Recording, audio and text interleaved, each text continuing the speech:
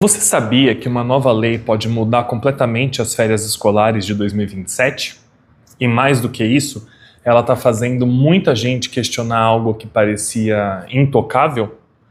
Afinal, a escola precisa mesmo ter 200 dias letivos?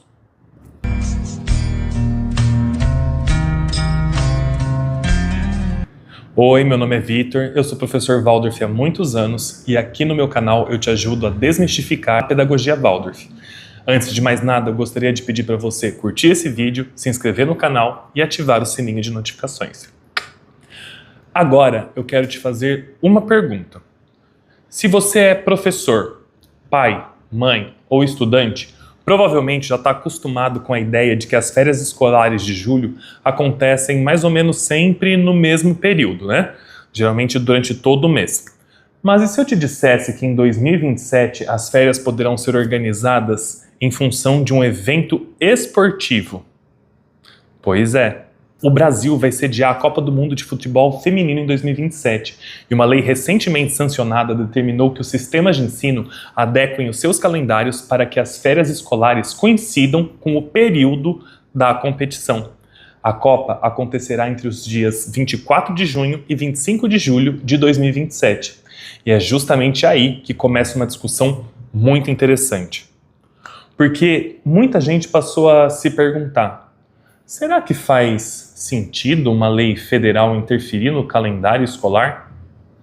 Será que todas as escolas deveriam seguir exatamente a mesma lógica? E principalmente, se as férias mudarem, o que acontece com os famosos 200 dias letivos? Mas calma, antes de entrar nessa discussão, vale lembrar uma coisa muito importante. O Brasil não possui um calendário escolar único. Embora muita gente pense que as férias acontecem da mesma forma em todo o país, isso não é verdade. Existem diferenças entre os estados, municípios e redes de ensino. Aqui em São Paulo, por exemplo, estamos acostumados com um recesso em julho e as férias em janeiro. Mas na minha escola, as férias são em julho. Então, para nós, parece algo natural. Mas em outras regiões existem adaptações ligadas ao clima, à realidade local e às necessidades de cada sistema de ensino.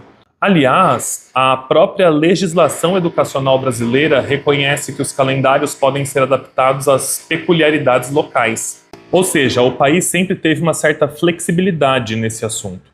Por isso, algumas entidades educacionais já começaram a questionar essa nova lei que foi sancionada.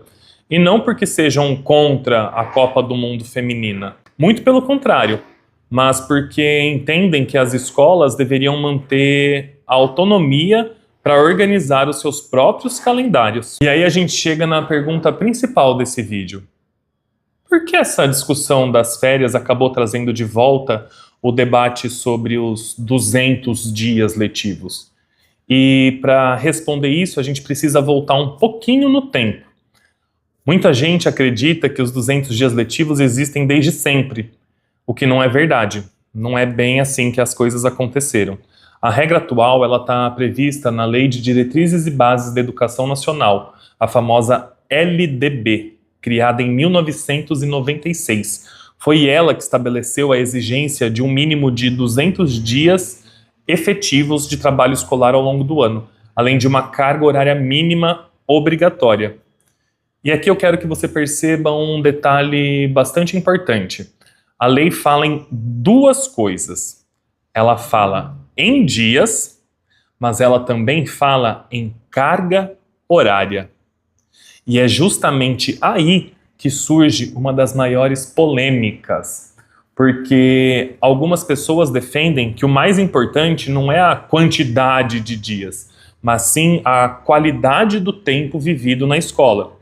E esse grupo argumenta que seria possível reorganizar o calendário, concentrar melhor as atividades e trabalhar com menos dias sem necessariamente reduzir a aprendizagem da criança e do adolescente. E por outro lado, existe quem defenda a manutenção dos 200 dias letivos. E os argumentos também são bastante fortes. Há quem diga que Mais tempo de convivência escolar significa mais oportunidade de aprendizagem. Tem quem diga também que lembre que a escola não é apenas um lugar de transmissão de conteúdo, ela também é um espaço de socialização, cultura, arte, esporte e desenvolvimento humano, como por exemplo na pedagogia Waldorf. E além disso, muitas famílias organizam toda a sua rotina em torno do calendário escolar. Então, qualquer mudança produz impactos muito maiores do que parecem à primeira vista. Outro elemento interessante dessa história aconteceu durante a pandemia, né? A famosa pandemia. Naquele período, o governo flexibilizou temporariamente a exigência dos 200 dias letivos, desde que a carga mínima horária fosse cumprida. E isso deixou uma pergunta pairando no ar. Se foi possível flexibilizar naquele momento, será que o número de dias é realmente o aspecto mais importante? Ou será que o fundamental é garantir o tempo efetivo de aprendizagem? Essa é uma pergunta que continua aberta. E agora, a Copa do Mundo Feminina acabou reacendendo esse debate. Porque para encaixar as férias mais longas em um período específico, muitas redes de ensino terão que reorganizar todo o restante do calendário escolar.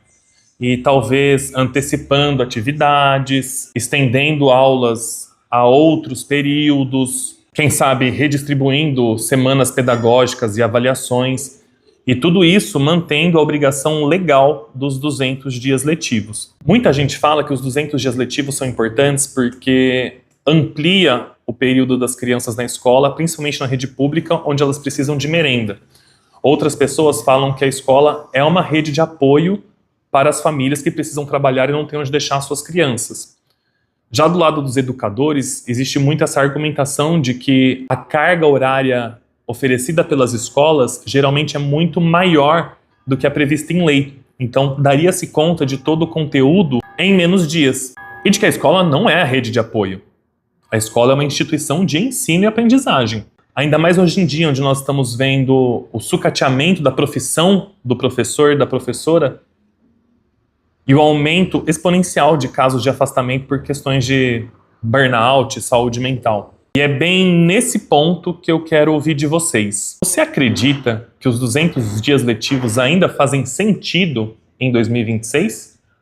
Ou você acha que deveríamos discutir um modelo mais flexível?